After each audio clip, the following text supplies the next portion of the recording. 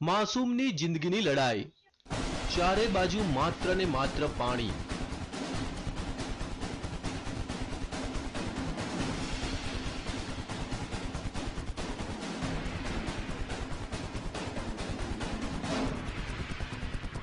પાણીના ધમધસતા પ્રવાહ વચ્ચે ફસાઈ એક માસૂમની જિંદગી।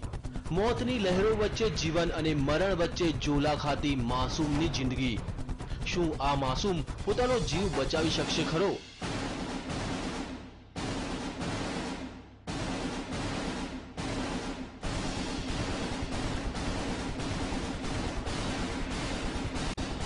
માસૂમ મોતને આપી શકશે માત? શું બચી જશે માસૂમનો જીવ?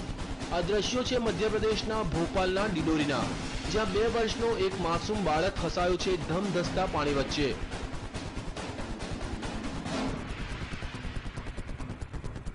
આ બાળક રમતો રમતો આ નદીમાં પહોંચી ગયો અને અચાનક પાણીનો પ્રવાહ વધી જતા તે અટવાઈ પડ્યો।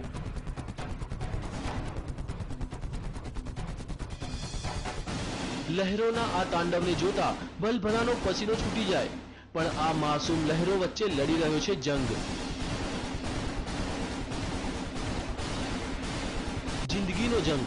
પણ હવે સવાલ એ થાય છે કે લહેરો સામે તે જિંદગીનો જંગ જીતી શકશે ખરો?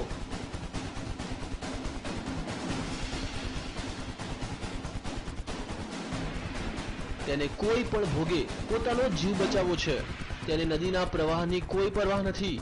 તે તો તોફાની લહેરોને આપી રહ્યો છે ટક્કર।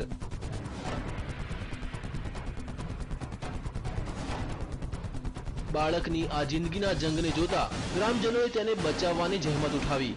માસૂમને બચાવવાનું રેસ્ક્યુ ઓપરેશન। માસૂમની જિંદગી બચાવવા ગ્રામજનોએ પહેલા રસ્સીનો સહારો લીધો। થોડા ઘણા અંશે તે સફળ પણ થયા, પણ અચાનક તે પાછો પાણીના પ્રવાહમાં તણાઈ ગયો। આ વખતે તો લાગ્યું કે માસૂમ તેની જિંદગીથી હાથ ધોઈ બેસશે,